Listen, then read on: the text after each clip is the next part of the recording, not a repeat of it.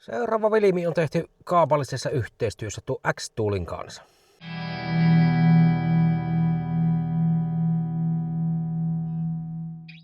Jaha, päivä.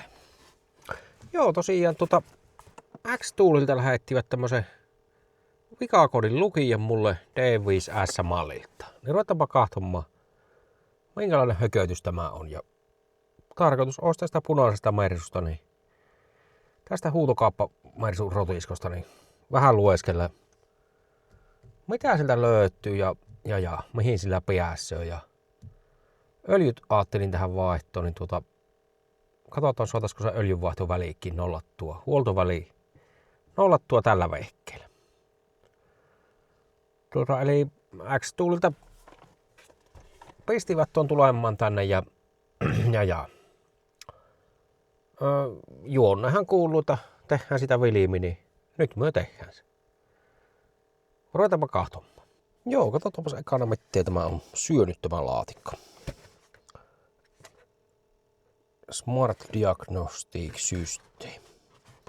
Eli tällä taitaa päästä nyt, oliko sillä 4 eri ohjainlaitteeseen kiinni, eli moottorivaihteistoon, airbag-hommiin ja sitten tuonne APS, ESP-hommiin kanssa.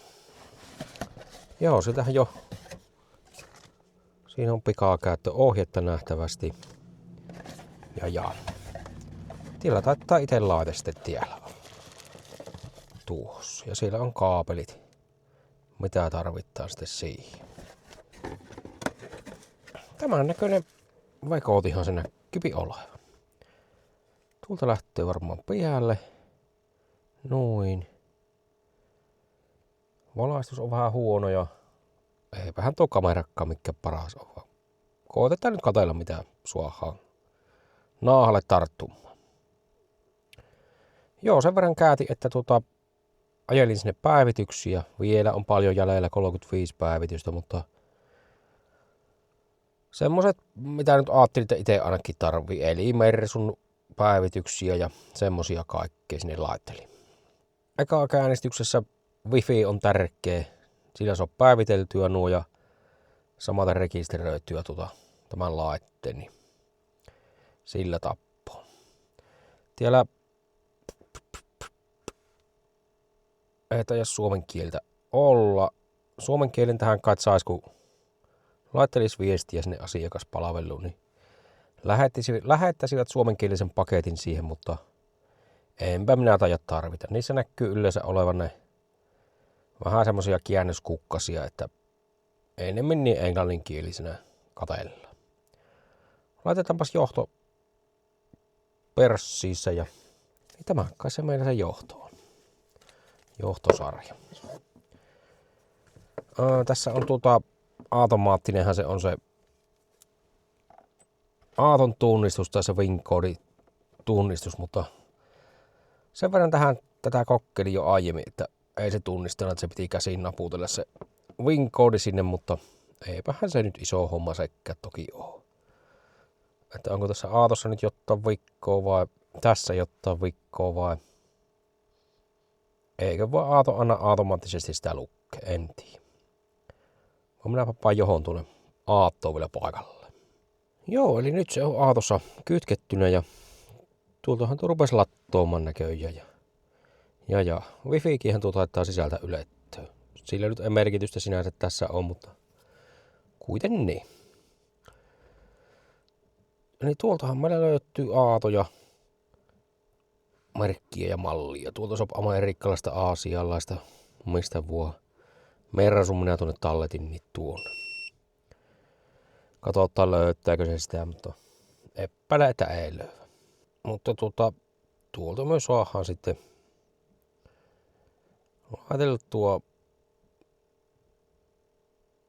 laiteltua malli ihan käspelillekin.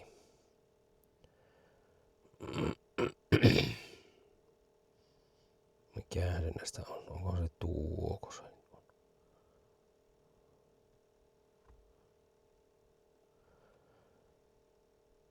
Joo, pannaan tuo automatiikkiskanninkin päälle ja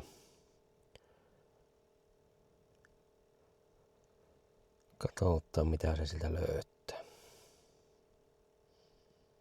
Jottahan tuolla punaisena vähän pallaa. Mutta tässä nyt on akkuja käytetty irti ja tehty vaikka mitään, niin sillä saattaa kyllä toki olla kaiken näköistä tarjolla. Tai ei sillä vikavaloja palaa, moottorin vikavaloja tuolla kojeetaulussa kuitenkaan mittaristossa. Niin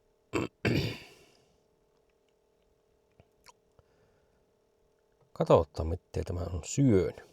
Vaihteisto on vihreänä, siellä ei ole mitään. Airpakkia. No vaihteistossa ei ollut mitään. Noissa näkyy jotain tarjolla oleva. Joo, no tuota electric heateria näkyy olevan jotain vaivua semmoista ja EGRkin sanoo jotain. Too low. Sen niinhän minä puhistelin silloin. ESP:llä.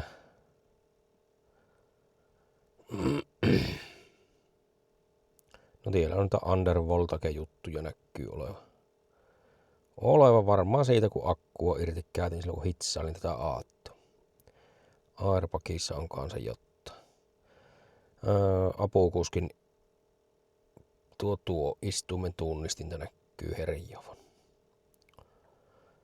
Joo, mitenkäs nämä tuotais pois tieltä? Varmaan tuota Clear All DTCs. Joo, ESP-puolelle jää jotain vielä palaamaan. Undervoltage on terminaali 30 ja ohjauskulma anturilla on jotain häkkejä. Bass Release Switch, siellä on kanssa jotain. Ne ei lähtenä pois kyllä. Mutta muuten nuo kyllä vihreismän kaikki. Ja tästähän päästään sitten tosiaan tänne.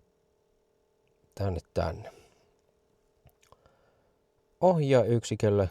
Täältäkin pystyy sitten lukemaan ja kuittoomaan. Ja tuolta varmaan live-dattokin löytäisi tuolta. Annetaanpas Aato kääntti. Niin nähdään ruppeeko se lukemaan. No kyllähän se rupeisi lukemaan. Siellähän on tyhjäkäännit ja oil-leveliä ja sun muuta. 78 asteinen moottori näkyy olevan ja.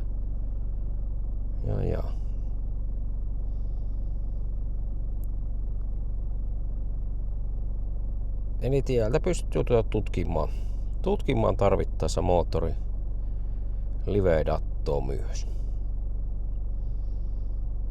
Näihin pitää sitten enemmän tutustua, kun tarvetta tulla. Ja tuolta sitten löytyy varmastikin, tieltä löytyy nämä öljynvaihto, resettihommat ja muut. Missäs meillä Mercedes on? Benz. Joo, tieltäpäs me päästään sitten. Tuolta päästään öljynvaihtoon. Siitähän on reilu vuosi, kun on viimeis vaihtanut ja mitenkäs täällä tehdään mitään. No tuolta on Nextistä varmaan.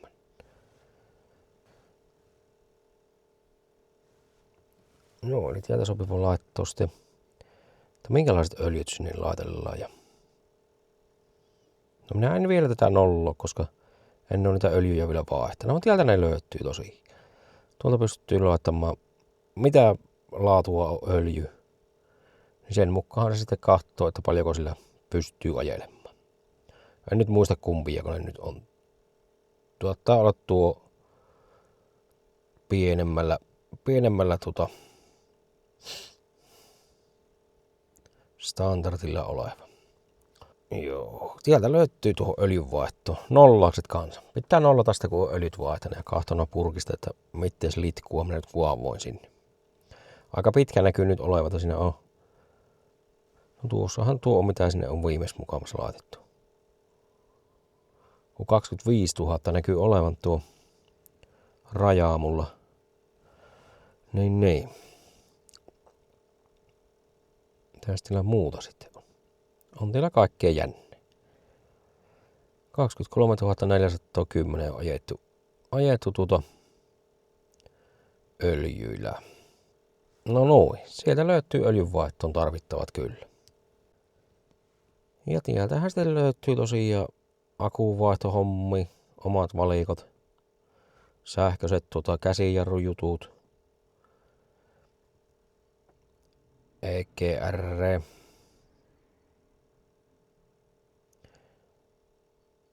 DPF:n polttohommelit löytyy. Eli kaikkea mukavat. Tuskin toimii kaikki kaikissa aattoissa, mutta tuohan se on tärkeä tuo öljyjuttu. Ja no, en henkilökohtaisesti ikinä akkua ole mihinkään aattoon tarvinnut merkata vaihdetuksi, mutta kai se joissain on sekin. No, siellä on semmoset. Mikäs tuo OPD2 on? Eli täällä varmaan se OPD skanattua. Mutta tämä on nyt sinänsä ihan hyvä. Mulla se edellinen mikä oli, niin toki OPD pystyi nyt kaikista lueskelemaan, mutta sillä ei sitten päässyt kuin Mersuun pelkästään noihin muihin ohjaajalaitteisiin sitten. Mutta eihän tämä kovin kattava tämäkään sinänsä ole, mutta tämmöisessä halvampia vehkeissä niin ihan varma ihan hyvä.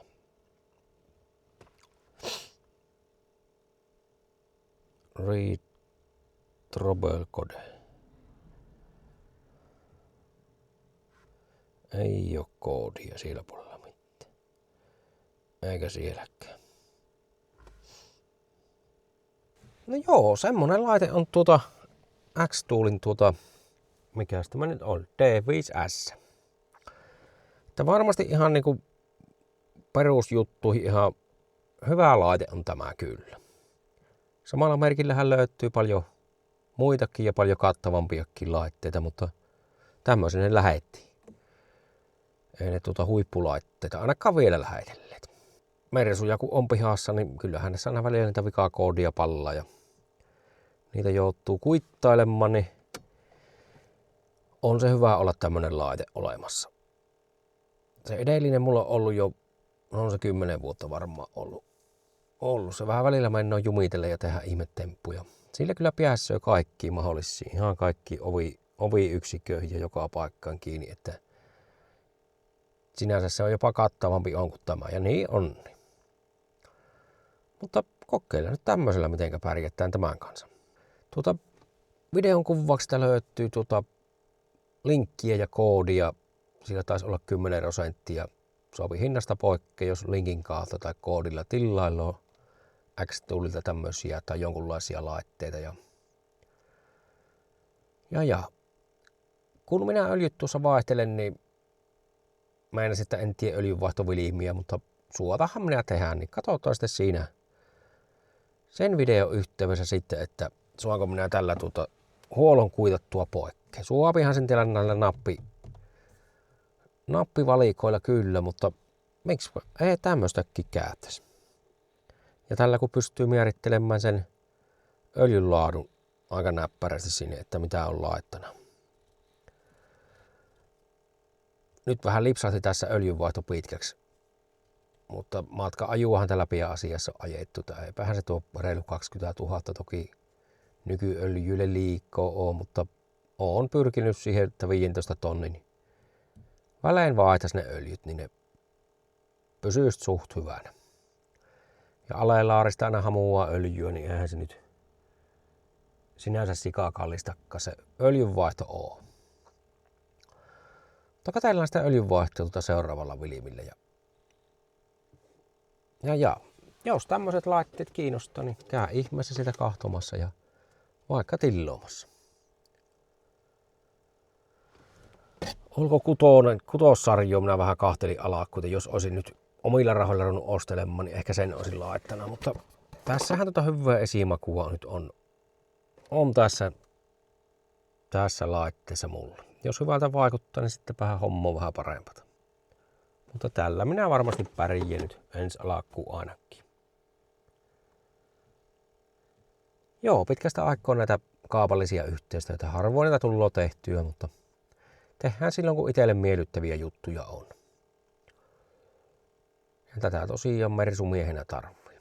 Ja varmasti Audi-miehetkin tarvii. Ja Datsia miehetkin saattaa joskus tarvita. Ja Toyotissahan ei varmaankaan tarvitse ollenkaan ellässä mitään milloinkaan kuitata eikä korjata eikä huoltoa. Ne on kuin panssarvaunuja tai junanvaissoja. No vaissa ehkä lähempänä Toyotaa. Mutta eipä siinä. Palataan öljynvaihtovilimillä tuossa ja katsellaan sitten se öljyn kuittaus poikkeen kanssa. Joo, ei kun hei. Ja opetellaan käyttämään näitä paremmin. Tämä nyt on eka puraasu mulla, niin omaan tuttuun tyyliin, että minä hapuilen sitten videon kanssa sitten, että mitenkä ne toimiikaan. No se on semmoista. Tällä rahalla ei tämän parempaa. Ai kun hei.